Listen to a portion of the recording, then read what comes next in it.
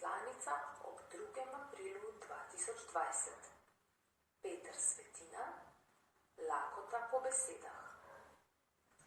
V moji deželi konec aprila ali začetek maja ozelenijo grmi, ki jih kmalu nato naselijo zapredki metuljev. Kot vata ali kot sladkorna pena zgledajo, ličinke pa požirajo list za listom, dokler grmi niso videti popolnoma opustošeni.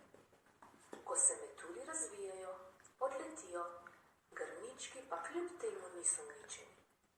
Ob letu ponovno ozelenijo spet in spet. To je podoba pisateljice, podoba pesnika. Zgodbe in pesmi jo izjejo, izčrpajo jo in ko so napisane, odletijo, odidejo v knjige, odidejo med poslušalce. To se ponavlja.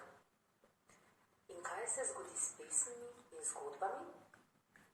Poznam fanta, ki so mu operirali oči.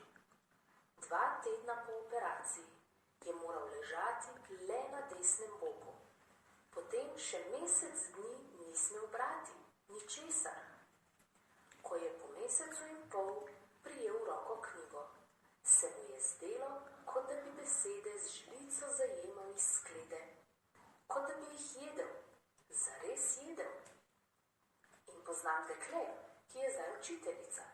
Pravi, otroci, ki jim starši niso brali knjig, so siromašni. Besede v pesmih in zgodbah so hrana. Niso hrana za telo. Nihče si z njimi ne bo napolnil želodca. So hrana za duha in dušo. Kadar je človek lačen in žejen, se mu stisne želodec, osušijo se mu usta.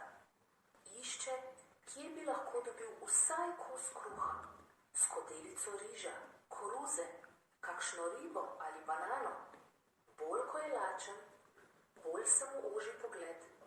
Ne vidi več drugega kot par grižljajev, ki bi ga nasitili. Lakota po besedah se ne kaže tako.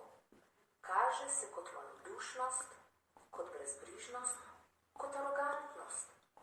Ljudje, ki jih tare ta lakota, se ne zavedajo, da je njihova duša premražena. Ne zavedajo se, da hodijo mimo sebe, pa se ne vidijo.